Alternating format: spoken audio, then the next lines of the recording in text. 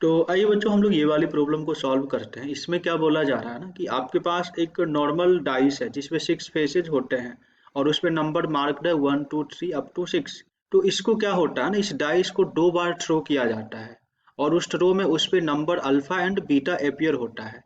इसके बाद क्या बोला जाता है ना कि ये जो अल्फा बीटा है, बेसिकली यहाँ पे वो अल्फा एक्स लिखा हुआ है और यहाँ पे बीटा लिखा हुआ है। इसकी हेल्प से तुम्हारे पास ये क्वाड्रेटिक इक्वेशंस बनती है। मतलब ये ऐसा क्वाड्रेटिक इक्वेशन है x square plus alpha x plus beta greater than zero. और ये चीज जो ट्रू है ना, for all x belonging to real number के लिए ट्रू है।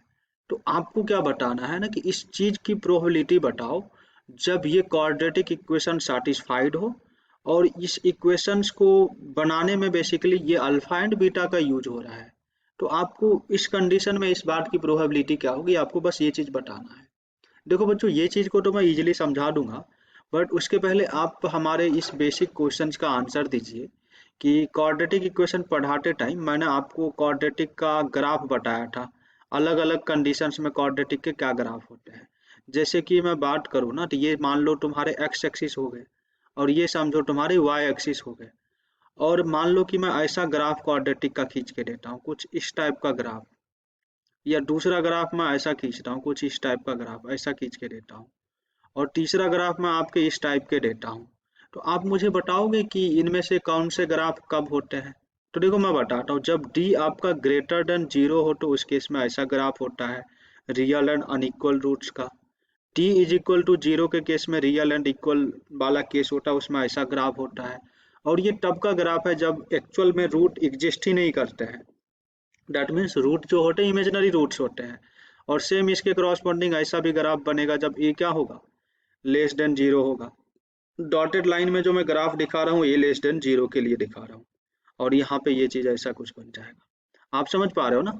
तो आपसे यहाँ पे क्या बोला जा रहा है ना कि ये इक्वेशन ऑलवेज ट्रू है। ऑलवेज ट्रू है अगर इसको मान लो मैं y बोलता हूँ, तो y आपका हमेशा क्या है, पॉजिटिव है। तो ये चीज कब वैलिड होगा, यहाँ पे देखो इस कर्व की मैं बात करूँ, ये वाली कर्व की, तो यहाँ पे x की जगह आप कुछ भी एज्यूम करोगे ना, तो y हमेशा पॉजिटिव आएगा। समझो कि x को तुमने ये लिया, तो इसके करस्पॉन्डिंग देखो ना, y को आपको ये वाली पॉजिटिव वैल्यू मिल जाएगी, ये मिलेगी।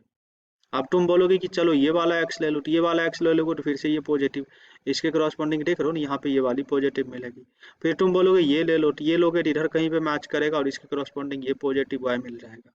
मतलब यहाँ पे ये वाई ऑलवेज पॉजिटिव है। दैट मीन्स ये कंडीशन जो होल्ड करेगा ना, क्वाड्रेटिक इक्वेशन जो होंगे, या फिर आप ऐसा समझो quadratic expression should be greater than zero, ये तभी होंगे जब डी लेस देन जीरो होंगे। डी लेस देन जीरो बोले तो इस पे कंडीशंस लगाओगे डी लेस देन जीरो का, बोले तो alpha square minus four beta less than zero.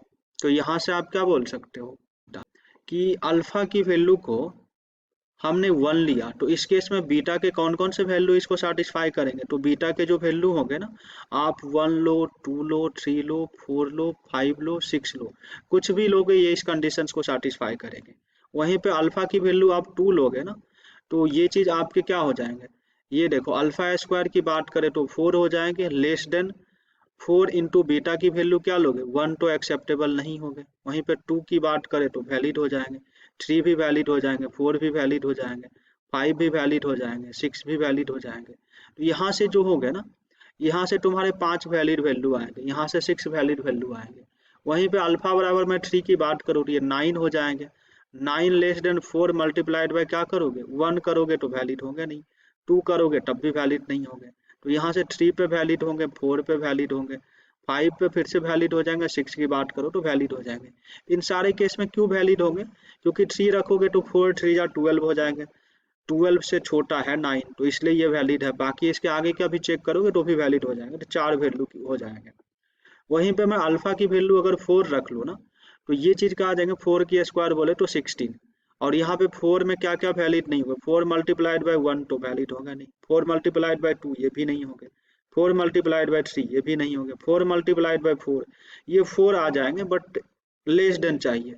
मतलब फोर मल्टीप्लाइड बाय फोर 16 आ जाएंगे, बट यहाँ पे ये लेस देन नहीं होगा। तो यहाँ पे फाइव और सिक्स सिर्फ दो ही वैलिड वैल्यू हो जाएंगे, तो ये दो हो गए।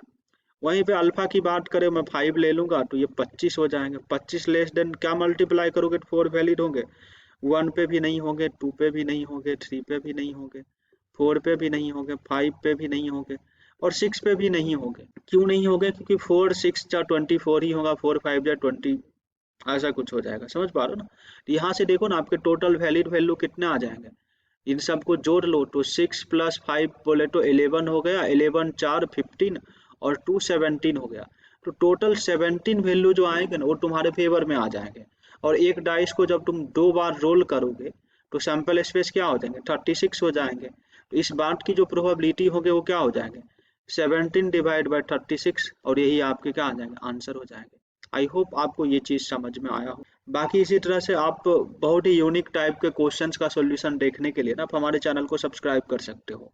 साथ ही साथ आपको किसी पार्टिकुलर प्रॉब्लम में कुछ भी डाउट्स आता है तो आप हमें कमेंट करके बता सकते हो, साथ ही साथ आप उसका फोटो भेज सकते हो। मैं अगले वीडियो में आपकी क्वेश्चंस का सॉल्यूशन अपलोड कर दूँ। बाकी कॉन्टैक्ट डिटेल के लिए आप हमारे डिस्क्रिप्शन बॉक्स को चेक करें, आपको वहाँ पे मिल जाएंगे। तो चलिए बच्चों, हम लोग मिलते हैं नेक्स्ट वीडियो में, and thank you so much for watching this video.